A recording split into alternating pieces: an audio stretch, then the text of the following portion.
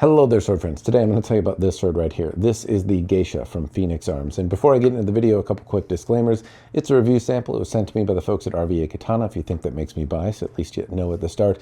I do study Japanese swordsmanship. That's the lens that I'm going to kind of view this through, as that of a practitioner, a collector. And that's not necessarily fair, because in this particular case, I actually asked RVA Katana to send me some odd things. So they sent me a couple S5 swords to review. I'm going to talk about that later. Or in a different video, I should say, but they also sent me some odd things at my request. And so I can't really harp on them for sending me odd things when that is what I asked for. So a little bit of context for you to color the things that I say and whether or not you should pay attention to them. With that said, you should know as well that this is a geisha theme. So the fitting set, before I talk about the individual bits and bobs, has a kind of a pornographic scene on it, or a little bit of nudity. It's risque, and that is not a historic thing. So there is a theme or a style of art in Japanese fittings making that has what would be today debatably pornographic scenes or something on them. They've got boobies or dongs or whatever. Anyway, there's a historical name for it. I can't remember every time I talk about it, but it's come up on the channel a few other times. I do know there's like a historic name for it. I just don't happen to remember what it is, but this is what it's emulating, and I will talk about that as well. So do know that that is there.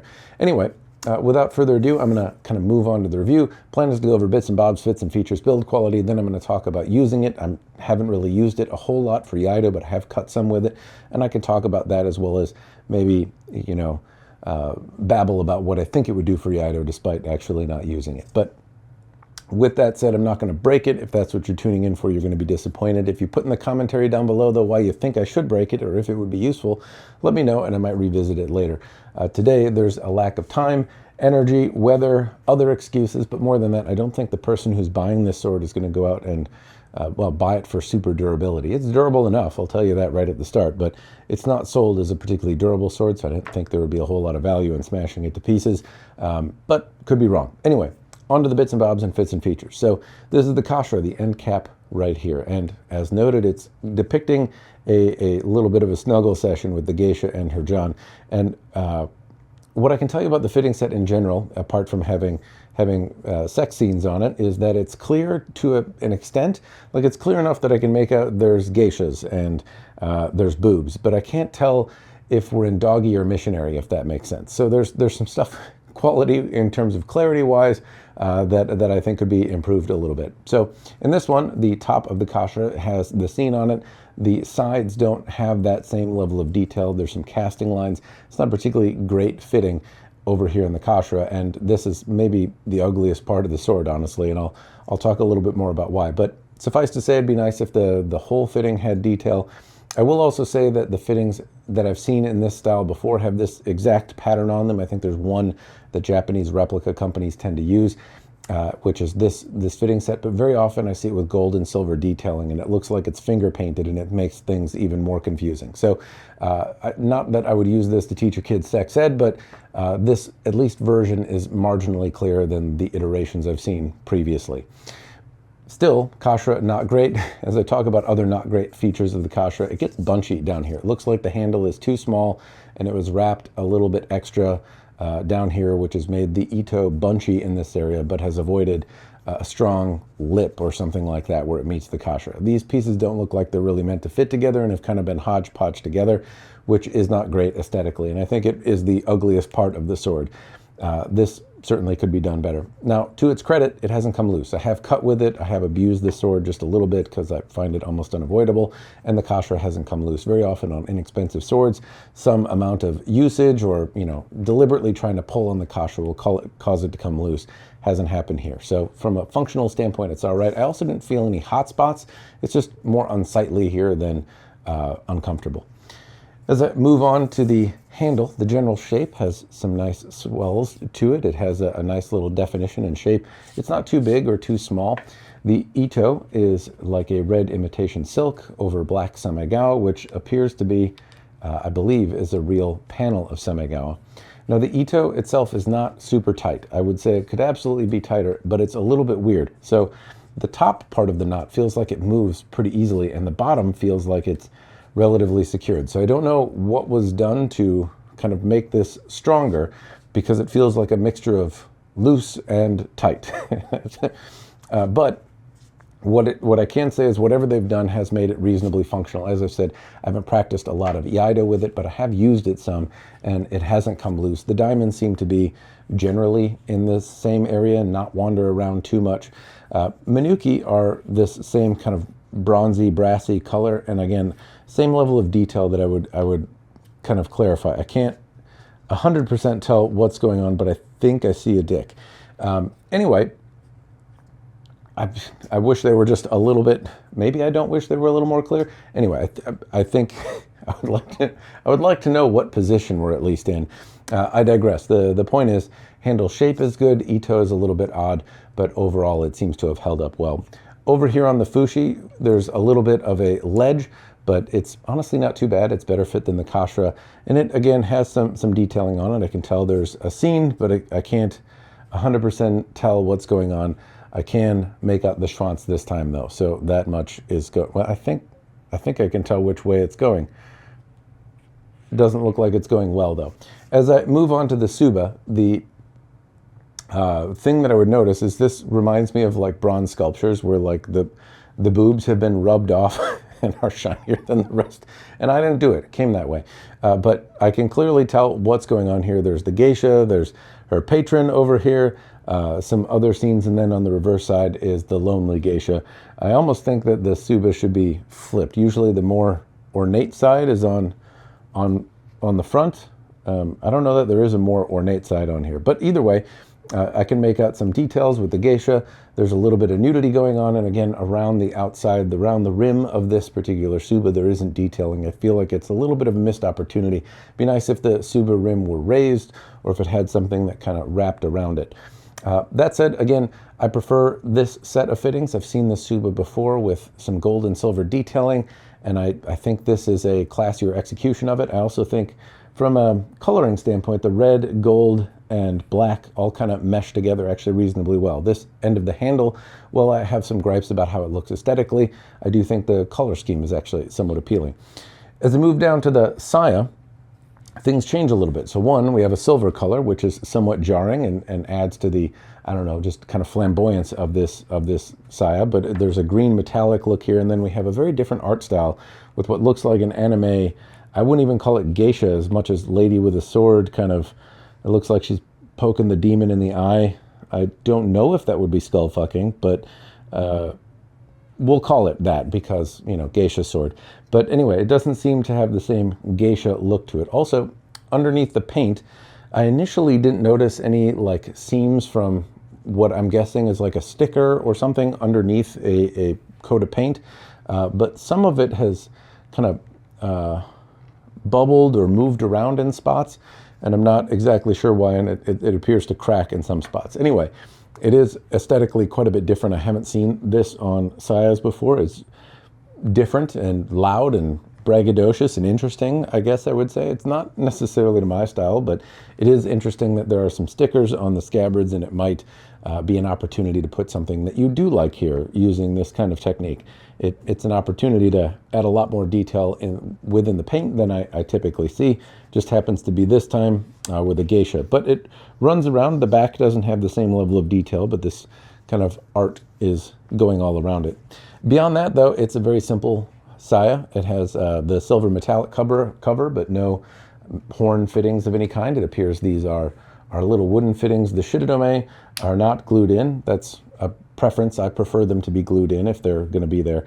And then we have this kind of burgundy and white saya or sageo here.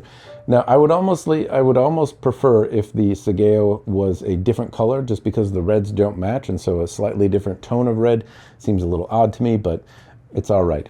The other bit is how the sword draws. So the sai actually fits reasonably well. It's not particularly noisy. There's a little bit of rasp in there, but honestly not much. The sword doesn't immediately fall out when you turn it upside down, but it is a little loose, like a little bit of a shake will get it to come out, and a little poke of your thumb also deploys it. So haven't really done iaido with this very much. I've drawn and sheathed it a few times, but I haven't really practiced a lot, and I like to use these for a few months before I do sword reviews. This one doesn't strike me as a thing a practitioner is going to use, and just to talk on that now, I think it would work. If you wanted to draw and sheathe this and use it as a practitioner, you absolutely could. It's fit together in a way that seems functional. The ito holds together, it draws and sheathes reasonably well, and I can put it away like any other sword. But I don't think I'd be allowed to use this in class. Like, it's a little bit too noisy. The colored blade, the geisha saya, the things being noisy, the anime saya, like it's very loud and distracting. And I get the sensation that Sensei would probably say, no, please don't train with that, Matt.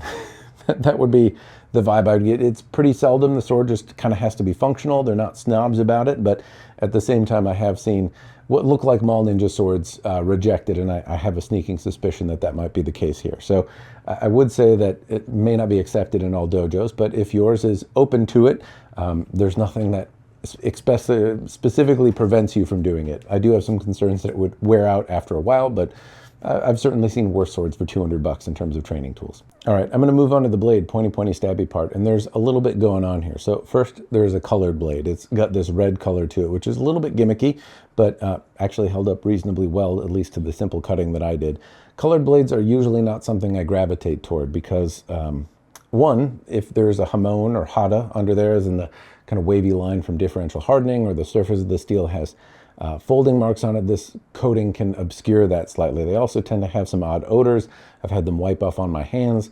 And honestly, none of that is really a problem here. This sword is a through hardened steel. I don't see that it's covering up any details that I would like to see. It adds a sense of color, a little bit of extra zazz to the overall project. And on top of that, it doesn't smell. It's not wiping off on my hands. And it also seemed to hold up reasonably well to water bottle cutting. So it overall is okay. If you're going to get a coating, then this one doesn't seem to bother me much. Underneath the coating, there's a little bit going on too. The blade is an Unokobe Zakuri geometry, which means there's a fuller that runs up to about here. And then the back of the edge tapers back almost like a false edge. It's about 1 millimeter here, so I can comfortably move my hand on it. If you're doing no-toe, it's not going to cut the back of your hand.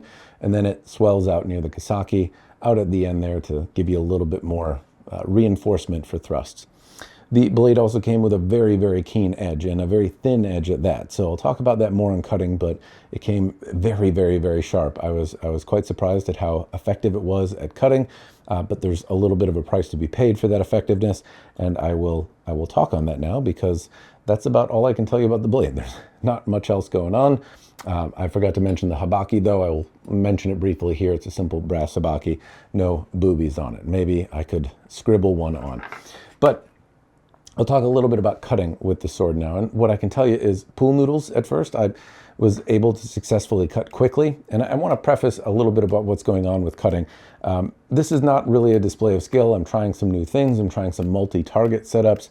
I'm trying to move faster, and that means I'm losing what little form I had, going fast, and it's different. I'm not well practiced at what I'm doing, but I can say that this zipped through targets surprisingly well. I popped through the pool noodle quite a number of times successively, which means that edge alignment wasn't evading me. I was able to hold it. The sword handle didn't swirl around in my hand.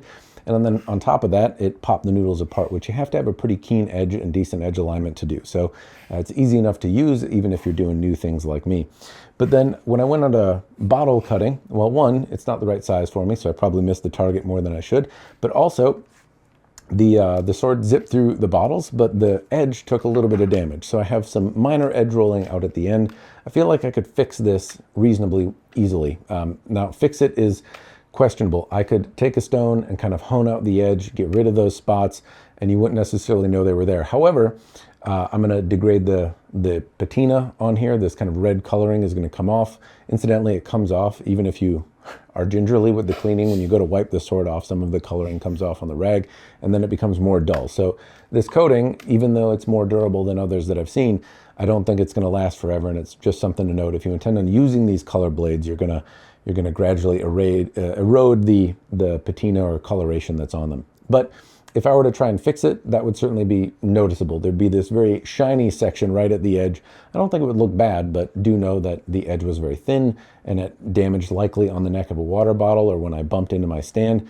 This is not an activity that I would hope would damage a sword, but it's known to do that even on much more expensive swords when the edge is very, very thin and very, very sharp, which this one happened to be. So again, I could fix it. It didn't damage a lot, but it did damage in a way that was noticeable and a little bit disappointing. So cutting wise though, it held up well. I was able to control it. It got really, really good cuts. It came out of the box really sharp. And if you're focusing on the mediums that this is going to be really suited towards, I think you're going to be fine. If you avoid the neck of water bottles, you stick to pool noodles, probably tatami mats, I think this would be a very effective cutter.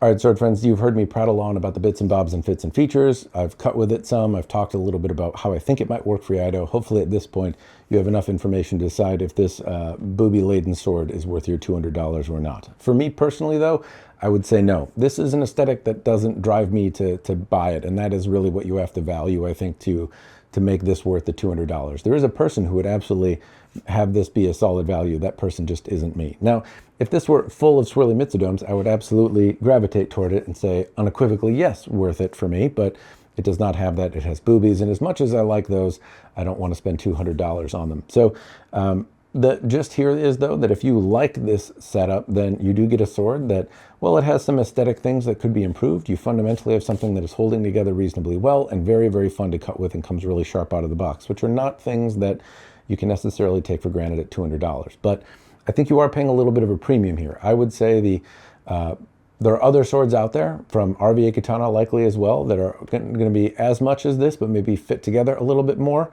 or just as expensive but lack the colored blade and maybe have a little bit more standard set of fittings, and are probably going to be just a little bit less. So if you like what it's offering, though, then I do think you get a functional sword. You just, again, have to really value what it's putting out aesthetically. Anyway, hopefully that answers your questions. If you have any, throw them in the commentary down below. I will do my best to answer. Again, RVA Katana is linked in the description. If you're interested, that's where this one came from. This is from their Phoenix Arms line. And that is all I've got. Tip of my hat to the folks at RVA, and cheers. Thank you for watching.